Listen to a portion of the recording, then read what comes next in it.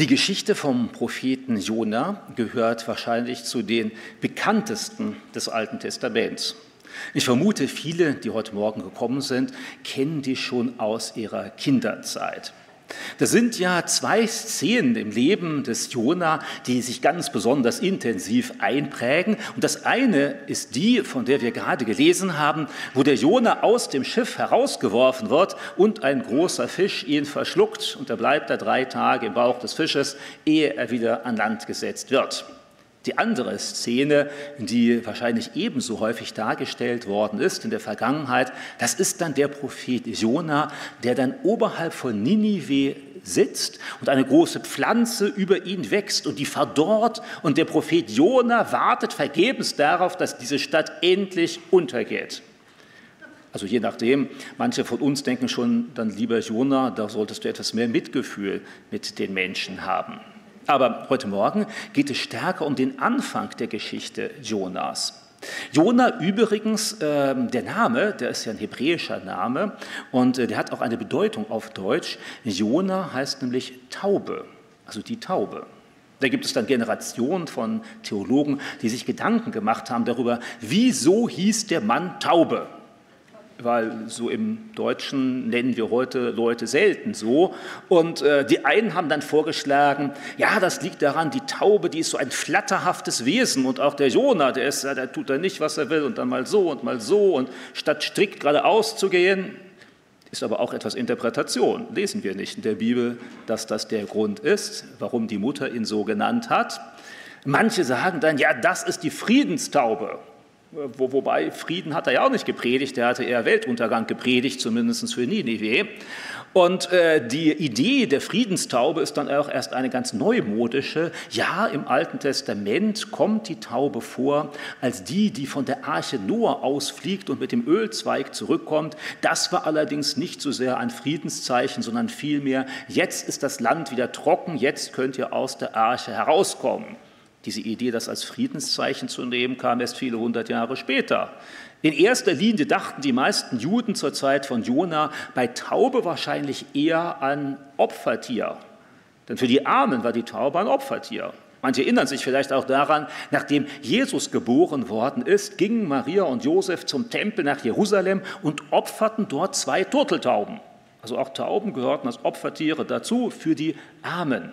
Also deshalb mit dem Namen Jona, ja, das ist interessant zu wissen, aber so wesentlich viel sagt uns das jetzt auch nicht über sein Wesen oder seine Person. Interessanterweise kennen wir den Namen seines Vaters und auch seinen Wohnort. Also in der Bibel lesen wir dann Jona ben Amittai und Ben heißt einfach Sohn von. Also der Vater vom Jona hieß Amittai. Was uns allerdings auch nicht wesentlich weiterhilft, weil wir über diesen Amittai eben auch wenig wissen. Wenn wir dann weiter in der Bibel lesen, dann lesen wir, der kommt aus Gad-Hefer. Und falls du noch nicht in Gad-Hefer gewesen bist, es ist auch nicht unbedingt der Nabel der Welt. Es war damals ein kleines Dorf in Galiläa in der Nähe des heutigen Nazareth. Aber Nazareth gab es damals noch gar nicht. Dieser Ort ist erst wesentlich später entstanden, aber Gad-Hefer gab es damals schon. Wer heute nach Israel reist, kann sogar in Galiläa ein Har Jonah, also ein Berg Jonas, sehen. Das ist ja eine ganz spannende Sache. Der hieß damals noch nicht so, sondern ist in Gedenken an Jona nach ihm benannt worden. Genauso kannst du heute nach Japhet gehen oder auch nach Mossul. Also das ist die heutige Stadt im Irak, die dieselbe Stadt ist, wo Ninive damals gewesen war. Und an beiden Orten wird heute ein Grab Jonas gezeigt. Allerdings, ich habe so meine Zweifel, ob das eine echt ist und ob das andere echt ist wahrscheinlich auch nicht so wichtig. Das eine ist dann islamisch, das andere ist so christlich-islamisch in Mossul. Das wurde dann durch die IS vor wenigen Jahren zerstört. Die haben gedacht, nein, alles ist falsch, Bilderdienst ist falsch. Dann haben die die Gedenkstätte zerstört. Und ich glaube, wenn wir dort sind, ist uns das Leben Jonas auch nicht viel näher. Aber nur um das einzuordnen, also dieses Ninive in der Nähe von Mossul, heute eben im Irak. Und da war eine der großen Städte, wir müssten sogar sagen, eine der Hauptstädte des assyrischen Großreiches, was im 8. Jahrhundert vor Christus dies Weltreich überhaupt gewesen war. Also viele kennen vielleicht den Namen Assyrer, können das nicht genau zuordnen. Da gibt es ja in der Bibel so eine ganze Abfolge von Großreichen. Und heute sind wir an Großreiche gewöhnt. Ja, das mächtigste militärische, wirtschaftliche Reich unserer Gegenwart ist die USA. Die Chinesen wollen das gerne ablösen. Sie wollen gerne an die erste Stelle. Wenn wir dann im Laufe von Jahrhunderten zurückschauen, dann merken wir, wie schnell sich sowas verändern kann. Vor 150 Jahren hat keiner von China gesprochen, auch keiner von den USA gesprochen, die waren beide unwichtig. Vor 150 Jahren war das Weltreich weltweit und wahrscheinlich das größte Weltreich, was je existierte, das war das britische Weltreich. Also wer dann mal auf eine historische Karte schaut, ist ja unvorstellbar. Zu Großbritannien gehörten unter der Queen Victoria gehörte ganz Indien, Südafrika, Kanada, Neuseeland, Pakistan und so weiter und so weiter. Das war ein riesiges Reich, das größte Reich, was wahrscheinlich je in der Menschheitsgeschichte existierte. Aber heute, wer nach England fährt, denkt nicht mehr, hier ist der Mittelpunkt der Welt. Heute spielt England keine so große Rolle mehr. Und wenn wir uns das vor Augen führen, wir müssen manchmal als Christen auch historisch denken lernen, dann fällt uns auf, die einen Reiche kommen und die anderen Reiche gehen und der bleibt, ja, das ist Gott. Weil er setzt Könige ein und Könige ab. Wir sollten nicht zu sehr uns in Angst bringen lassen von irgendwelchen Menschen und Mächten, die sich für mächtig ansehen und groß. Gott hat ihr Gänze bestimmt, Gott gebraucht sie und das ist genau dasselbe bei den Assyrern. Die Assyrer werden hier durch Jona vermahnt, denn nachdem er das erste Mal Gottes Auftrag ablehnt, beim zweiten Anlauf geht er ja nach Ninive, wie wir wissen, und hat dann immensen Erfolg. Also in dieser Hinsicht beneide ich den Jona, ja. Also ich schätze einmal, wenn ich jetzt den Auftrag von Gott bekommen würde und würde den Untergang von Zürich prognostizieren und sage, ihr Bewohner von Zürich kehrt um, ihr seid so gottlos gewesen, jetzt wird Gott einen Untergang schicken. Ich vermute, ich wäre nicht lange unterwegs. Die einen würden mich wahrscheinlich als Spinner ansehen, die anderen würden den Krankenwagen rufen. Und ehe ich mich versehe, bin ich wahrscheinlich in der psychiatrischen Klinik wegen religiösem Wahn. Aber der Jona, das war denn das, der ist dann losgezogen in die Weltstadt, in die wichtigste Stadt der damaligen Zeit, nach Ninive, hat dort gepredigt. Wir lesen, dann tagelang ist er umhergereist und hat gepredigt und mit durchschlagendem Erfolg. Der große Teil der Bevölkerung, die haben nicht gespottet, sondern die sind umgekehrt. Und das hat Gott so beeindruckt und gesagt, so, okay, jetzt ist erstmal das Gericht über die Assyrer abgeblasen. Jetzt hätte sich ja der Jona freuen können, aber irgendwie wollte er das nicht, lag zum Teil wahrscheinlich auch daran, dass die Assyrer schon damals eine Bedrohung für Israel darstellten. Sie waren eine Weltmacht, aber eine Weltmacht wie die meisten, die ihren Einfluss auf Rücksichtslosigkeit und Brutalität gründen. Die assyrische Armee war gefürchtet damals. Übrigens, die Assyrer hatten noch eine zweite Hauptstadt, das habe ich vorhin gesagt, habe eine Hauptstadt, kennen wir heute nicht so stark, aber damals gab es dann, die zweite Hauptstadt war nämlich Assur, daher auch der Name Assyrer, und dann war so Ninive und Assur, das waren die beiden Hauptstädte und er ist dann halt nach Ninive gegangen. Die Assyrer waren damals bekannt wegen ihrer rücksichtslosen Armee. Und die waren da sehr gut ausgebildet, hatten gute Waffen und die Armee wurde trainiert, keinerlei Rücksicht zu nehmen. Man hatte dann zu Ende des 19. Jahrhunderts angefangen, Ninive auszugraben, hatte dann ganze Archive gefunden und die auch zwischenzeitlich teilweise übersetzt. Und da sind dann assyrische Könige, die damit protzen, wie brutal und rücksichtslos sie sind. Also heute würde das ja kaum gehen, weil wir da dann merken, wie stark die meisten westlichen Länder immer noch vom christlichen Glauben geprägt sind, dass sie meinen, man muss lieb und nett zu den Opfern sein, man darf nicht einfach Leute unterdrücken. Die Assyrer hatten damit gar kein Problem. Also ein assyrischer König lässt dann schreiben, er lobt sich, was für ein toller Kerl er ist, weil er mit seinen ganzen Gegnern rücksichtslos verfährt. Er hat eine Stadt erobert und aus Rache, weil ihm die Leute nicht sofort die Tore eröffnet haben, hackt er allen Männern und Frauen die Hände und Füße ab. Also heute käme das ja gleich vor den Weltgerichtshof, nicht? Irgendwie Kriegsverbrechen oder so. Das gab es damals nicht. Oder dann sagt er bei einer anderen Stadt, da hat er denjenigen, die gekämpft haben, bei lebendigem Leib die Haut abgezogen. Und das sollten wir vor Augen haben. Also weil manche Leute haben plötzlich bei der Ankündigung des Untergangs von Ninive Mitleid mit den Assyrern und denken sich, oh die Armen, warum ist Gott so böse und so. Ja, da müssen wir sagen, also diese Leute, da müssten wir eher fragen, warum hat Gott so lange Geduld mit diesen Übeltätern und Fieslingen? Und jetzt hat er wieder Geduld, aber die Assyrer haben nicht daraus gelernt. Denn wir wissen, also diese ganze Geschichte spielt sich ab etwa so 770 vor Christus. Und 720 vor Christus kommen die Assyrer und erobern das Nordreich Israels und zerstören es so gründlich, dass bis heute von diesen 10 verlorenen Stämmen fast nichts mehr zu finden ist. Denn die haben die Identität des Volkes aufgelöst. Sie haben den Großteil der Israeliten, der Hebräer, exportiert, aus ihren Wurzeln herausgerissen, überall im assyrischen Großreich verteilt, sodass sie assimiliert worden sind und wir bis heute nicht ganz genau wissen, wo diese 10 Stämme geblieben sind. Und dann blieb ja nur das Südreich und das konnte sich nur retten mit großzügigen Tributzahlungen an die assyrischen Könige. Und dann merken wir, diese Assyrer waren nicht irgendjemand, sie waren Weltmacht. Es war aber auch durchaus ein Grund von Jona, diese Leute zu hassen, weil noch hatten sie das Nordreich nicht erobert, aber sie drohten auch Israel es zu erobern, und zwar brutal zu erobern. Und zu diesen Menschen, die Feinde Gottes sind, die Feinde Israels sind, zu denen soll ich gehen und denen das Evangelium, also das Evangelium nicht, aber die Umkehr predigen oder die Androhung Gottes und die Möglichkeit, um Buße zu tun. Das wollte er nicht, verständlicherweise.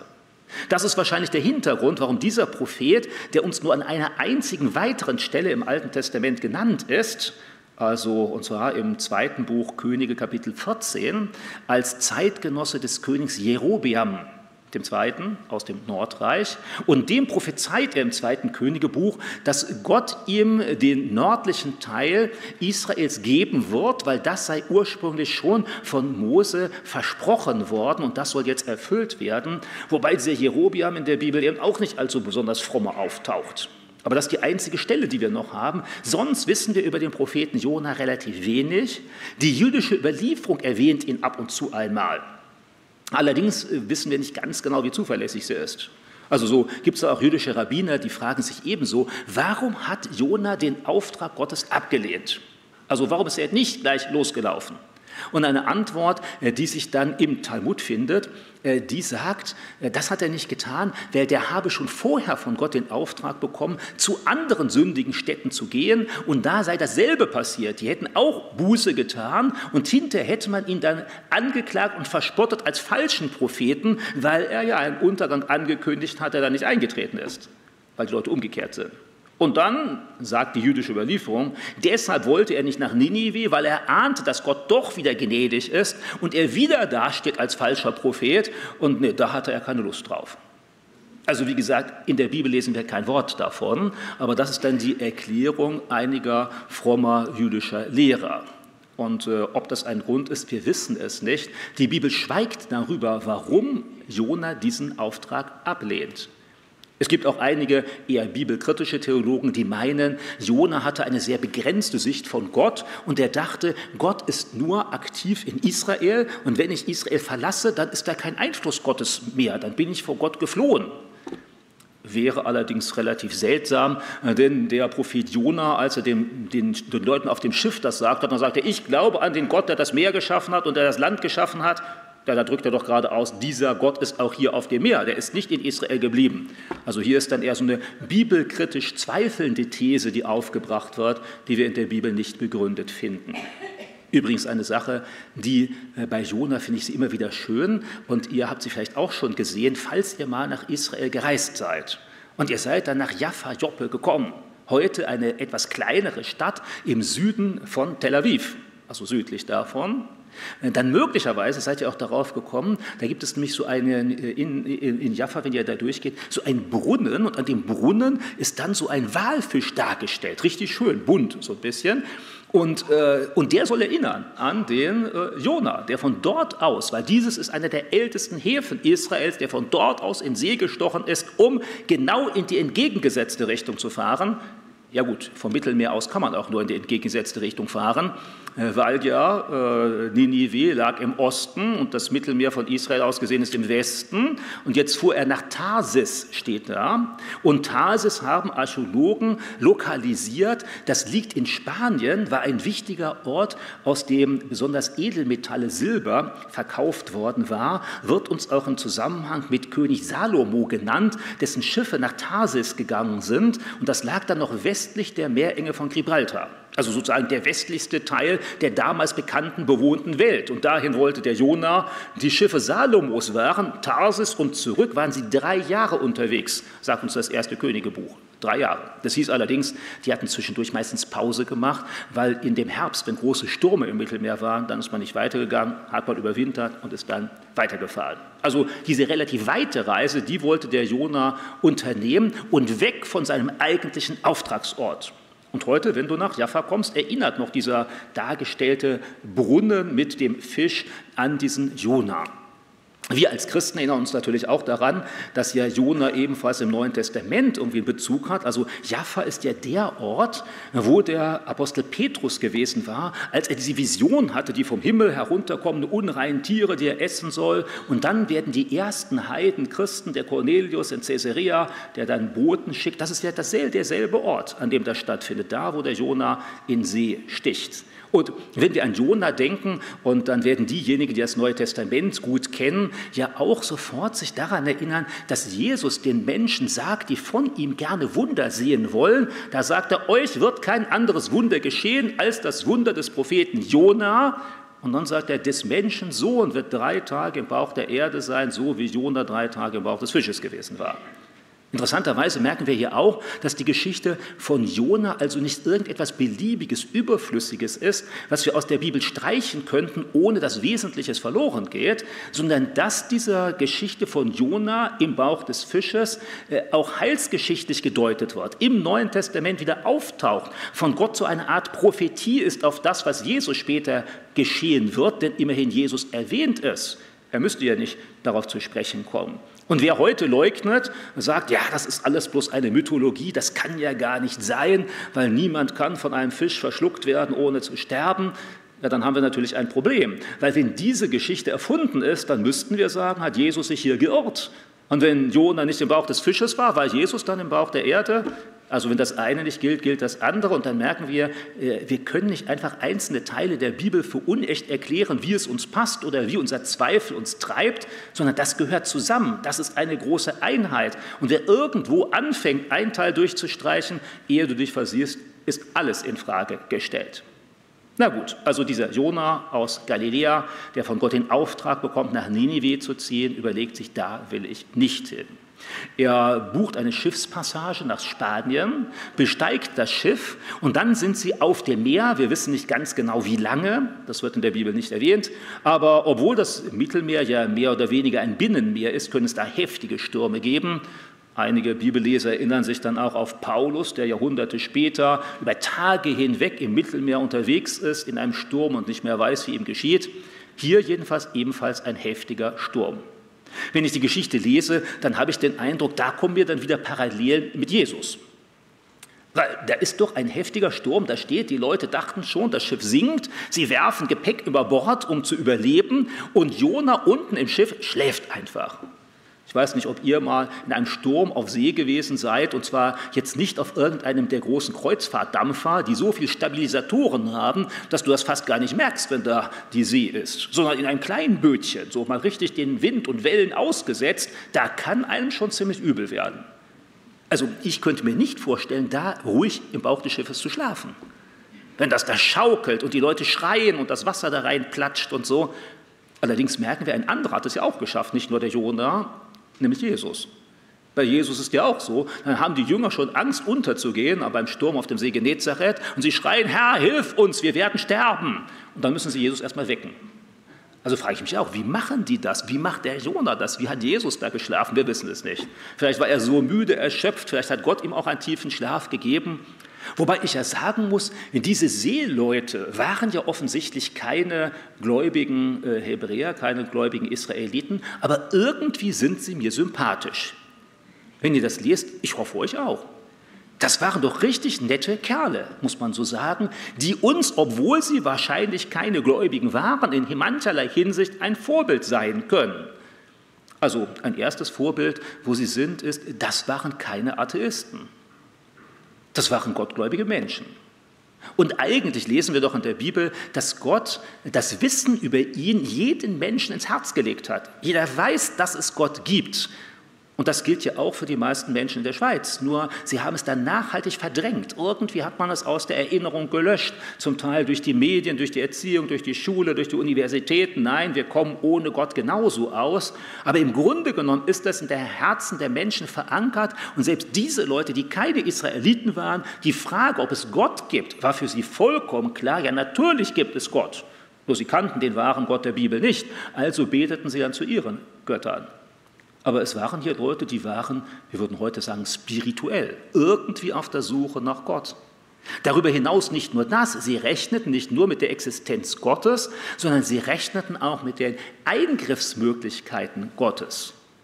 Denn ich weiß nicht, was heute ein Seemann tun würde, wäre er im Mittelmeer in Seenot, aber vermutlich würde er nicht als erstes seine Matrosen zusammenrufen und sagen, jetzt machen wir eine Gebetsgemeinschaft. Also vielleicht ja schon, manche Gläubige, aber ich vermute, die meisten würden die Seenotrettung anrufen oder das GPS überprüfen oder die Rettungsinseln klar machen oder irgendwie so etwas, also tun, was wir tun können. Aber hier sind doch diese Leute, die machen etwas, was sie tun können. Sie werfen Ballast über Bord, aber was sie dann machen, sie beten. Das finde ich doch eine ganz tolle Sache. Da können uns diese Seeleute eine Herausforderung sein, auch für unser Leben heute, für dich und für mich. Und das tun sie sogar in einer Frage, die ja für uns heute in der Schweiz oder auch in ganz Europa eine brennende Frage ist. Denn wir könnten ja sagen, hier handelt es sich um eine Klimafrage. Oder? Also es geht doch darum, dass ein schweres Unwetter ist. Und uns wird doch gesagt, dass gerade durch Klimaerwärmung die Unwetter zunehmen werden. Und jetzt probieren wir als Menschen mit menschlichen Möglichkeiten, das Klima zu beeinflussen. Und selbst manche Christen, erlebe ich, vertrauen mehr darauf, als dass wir doch irgendwie ahnen oder wissen, dass wer ist der letzte Herr des Klimas? Also wäre ich jetzt in einer Kinderstunde, dann würden die Kinder wahrscheinlich alle rufen, Gott. Vollkommen zu Recht. Wir lesen das doch im Alten Testament immer wieder. Ja, der Mensch hat einen gewissen Einfluss auf das, was auf der Erde läuft. Das letzte Wort hat aber gerade bei solchen globalen Fragen Gott, glauben wir doch hoffentlich. Also manche Christen erlebe ich, wenn wir in der Bibel lesen, sagen sie ja, und wenn es um die Klimafrage geht, sagen sie, aber na, dann sind wir doch die Entscheidenden. Also wenn wir die Maßnahmen alle durchdeklinieren, dann werden wir die Welt retten. Und dann verpasse ich, dass in manchen Diskussionen, selbst von Christen, dann irgendwo noch daran gedacht wird, glauben wir nicht an einen Gott, der eingreifen kann? Und dann kommt gleich, ja, aber kann der das CO2 reduzieren? Ja. Also am Ende müssen wir doch sagen, glauben wir jetzt daran oder glauben wir nicht daran? Und im Alten Testament lesen wir, woher kam die große Dürre in Israel zur Zeit von Josef? Ja, die kam nicht durch eine menschengemachte Klimaerwärmung. Gott hat gesagt, Dürre, kein Regen mehr, Trockenheit 7 Jahre. Und das sollte dazu führen, dass die Brüder wieder zu Josef dann nach Ägypten gekommen waren. Oder denken wir an Elia, bevor er am Karmel ist und gegen die Baalspriester kämpft. Dann war auch jahrelang Trockenheit. Und dann betet er darum, dann sieht er am Horizont dann wieder eine Wolke und jetzt kommt dann wieder. Und dann merken wir, in der Bibel wird uns deutlich gesagt, Gott ist auch der Gott des Wetters, auch der Gott des Klimas. Was nicht heißt, dass wir gleichgültig sein müssen, in jeder Hinsicht ganz und gar nicht. Wir sollen tun, was wir tun können, aber ich glaube, es tut uns allen schlecht, wenn wir uns mehr aufbürden, als wir eigentlich tun können und wenn wir gerade als Christen dabei Gott vergessen und am Ende noch genauso in Panik geraten wie alle Menschen um uns herum, die Gott nicht kennen. Und warum sage ich das? Ja, weil genau diese Seeleute in einer Naturkatastrophe, in einem Unwetter jetzt nicht daran denken, nur was können wir tun, sondern sie fangen an zu beten. Allerdings, sie beten zu den Falschen. Das ist dann, was wir ja im Laufe der Geschichte merken. Und dann rütteln sie noch den Jona auf und fragen, ja, bete du doch auch. Also wenn das bei uns nicht klappt, vielleicht ist dein Gott ja da derjenige, der hier Ruhe schenken kann, der dem ein Ende bereiten kann, was sich ja hinterher als richtig herausstellt.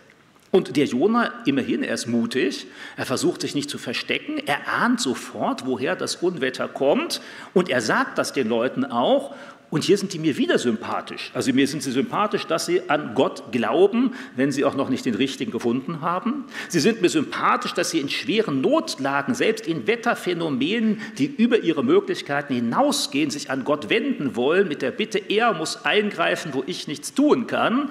Und sie sind mir auch sympathisch, dass selbst wo es ihnen ans Leben geht, dass sie doch noch richtig viel Mitgefühl haben. Denn das ist ja so, die wollen ihn erstmal gar nicht ins Meer werfen. Und dann beten sie sogar noch, Gott, vergib uns. Also wenn wir den jetzt Meer werfen, weil die rechneten ja alle damit und Jona wahrscheinlich auch, der wird ins Meer geworfen, ja dann ist er tot. Weil bei stürmendem Meer, da ans Ufer zu schwimmen, da wo sie zig Kilometer entfernt ist, die Wahrscheinlichkeit liegt bei 0. Also entweder paddelst du noch ein bisschen herum, sofern du schwimmen kannst, und dann irgendwann kommen die Wogen über dich, du wirst runtergezogen. Und wir lesen ja im 2. Kapitel genau das. Da sagt ja Jona, als er zu Gott spricht, eben über mir, du hast mich gezogen bis zu den Tiefen des Meeres und das Seegras war um mein Haupt. Also, das beschreibt er ja genauso, der ist runtergerissen worden. Der hatte keine Chance von sich aus wieder ans Ufer zu schwimmen. Und deshalb wahrscheinlich Jona hat mit dem Leben abgeschlossen und hat gedacht, das ist das Gericht Gottes, geschieht mir recht.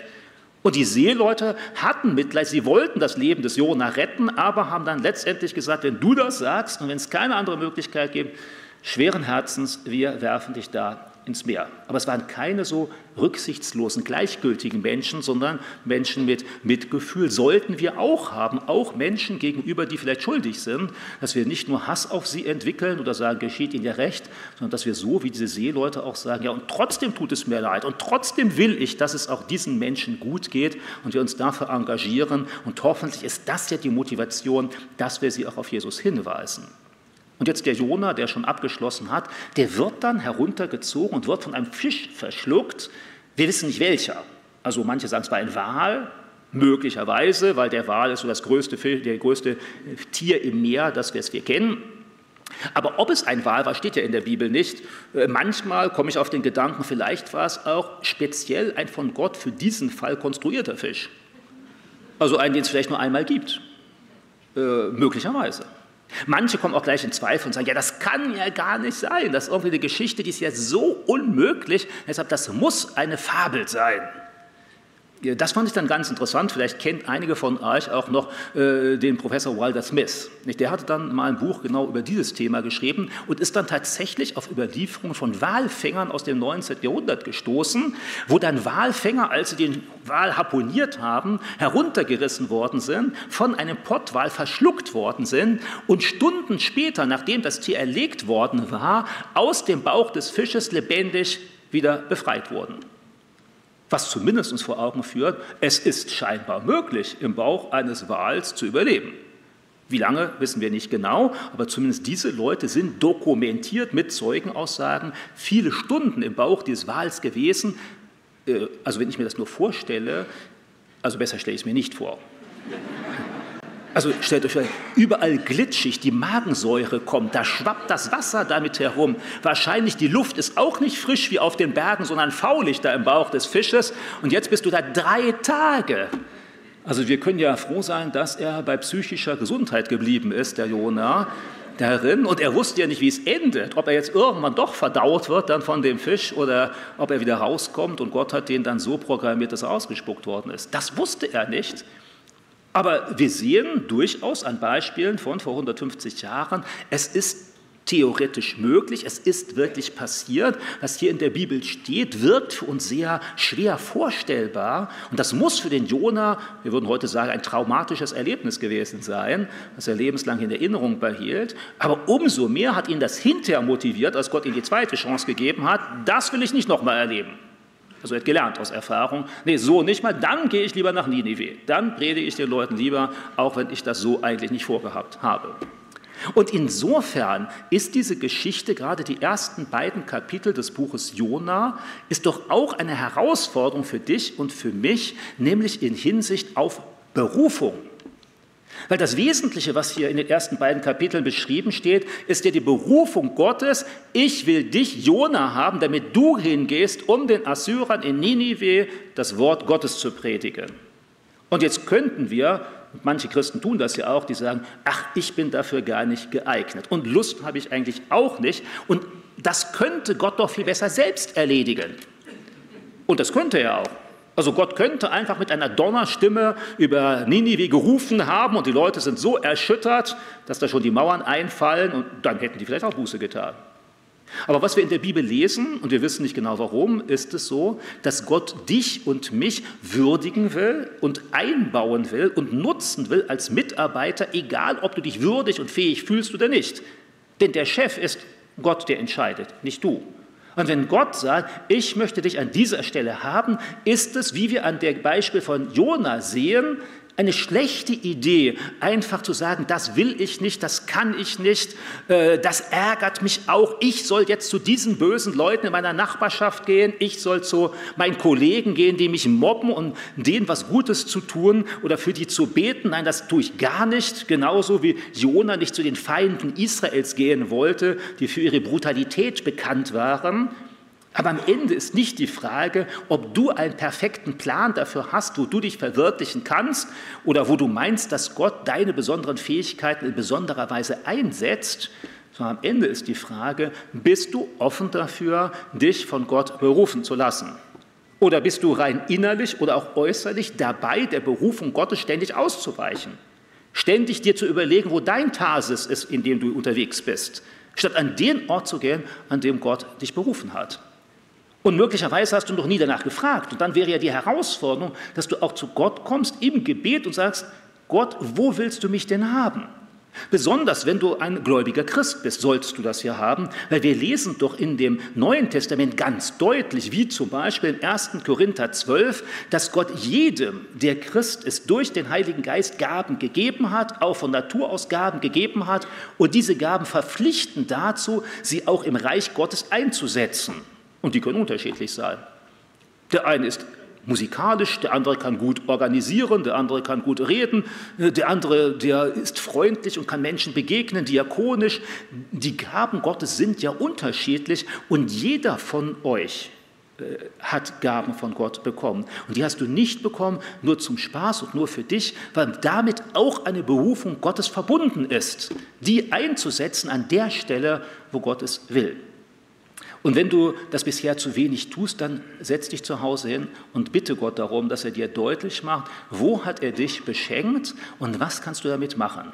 Und wenn du dann anfängst zu denken, wie meinetwegen ein Mose, ja, ich kann doch nicht genügend so gut reden und ich bin ja sowieso schon zu alt, oder wie Jona, aber da will ich gar nicht hin und das passt mir aus diesem und jenem Grund nicht und es kostet viel Kraft und Energie und die kann ich gar nicht aufbringen, dann denk an Jona.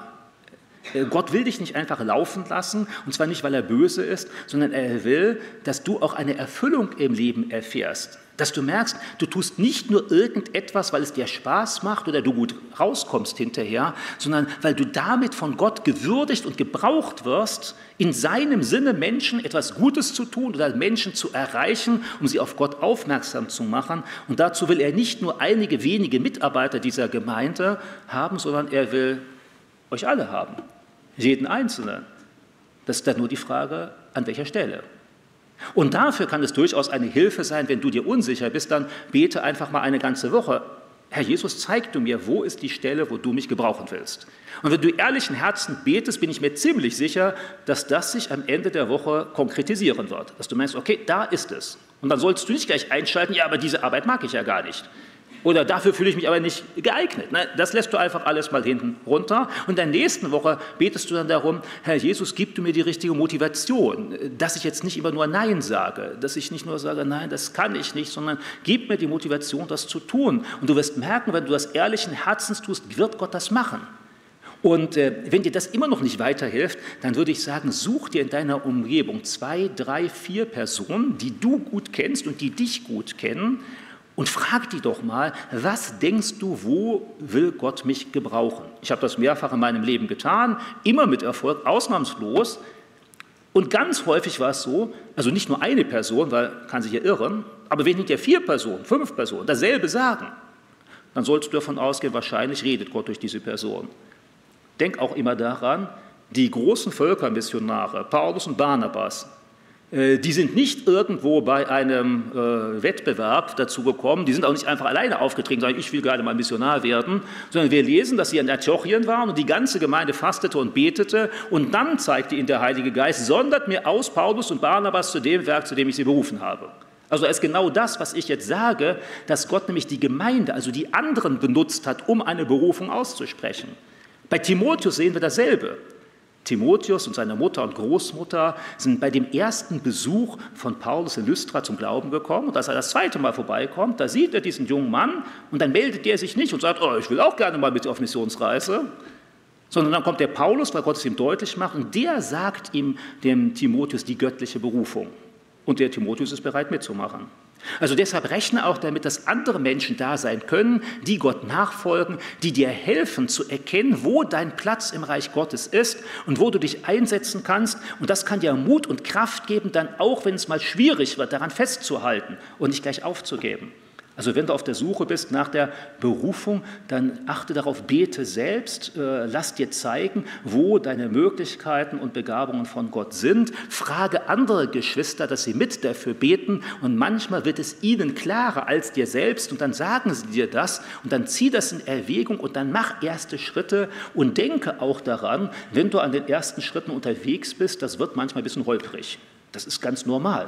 Das war ja auch so, als der Mose nur das erste Mal vom Pharao steht, das war auch alles noch so ein bisschen holprig.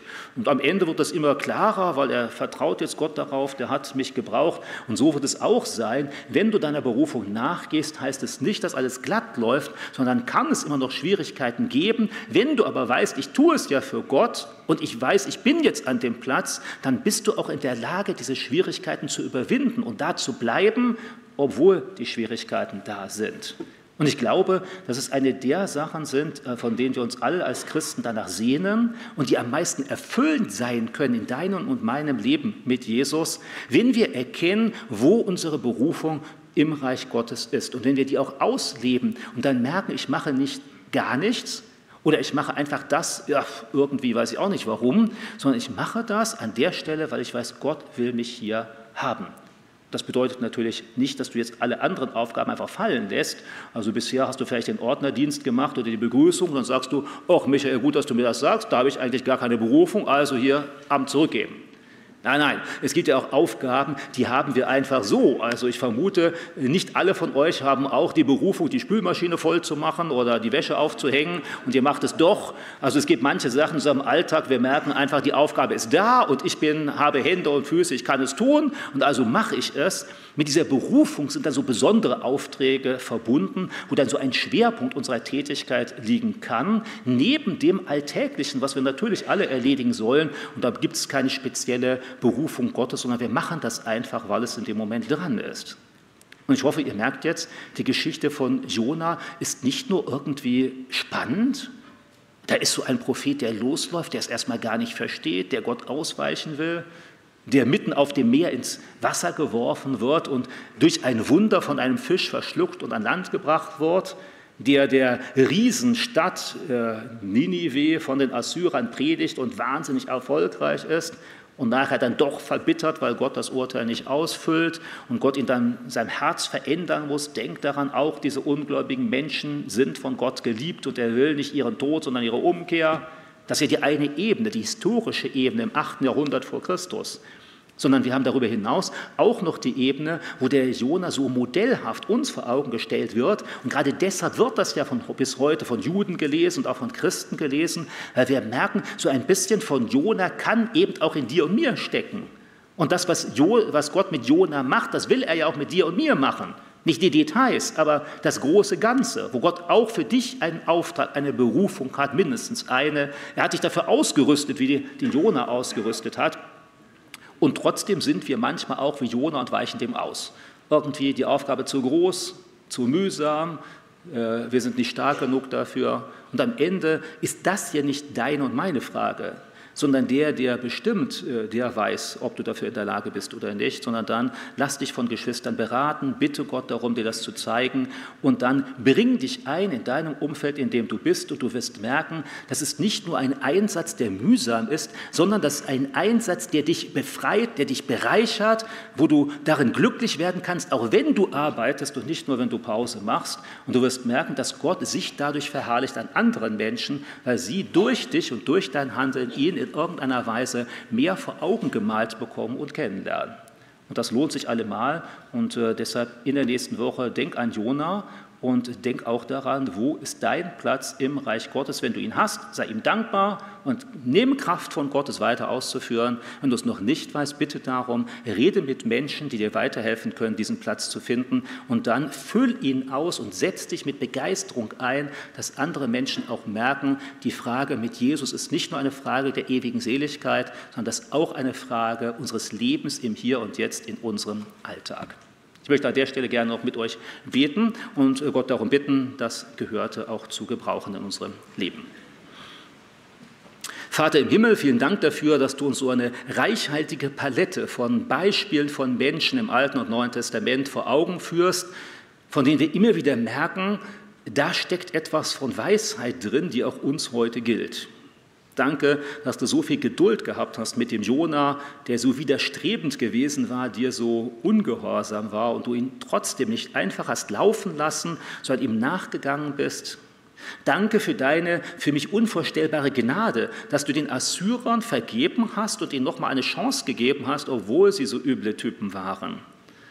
Und danke auch für diese Seeleute, die irgendwie auf der Suche nach dir waren, die damit rechneten, dass du eingreifst, auch wenn sie dich noch gar nicht kannten.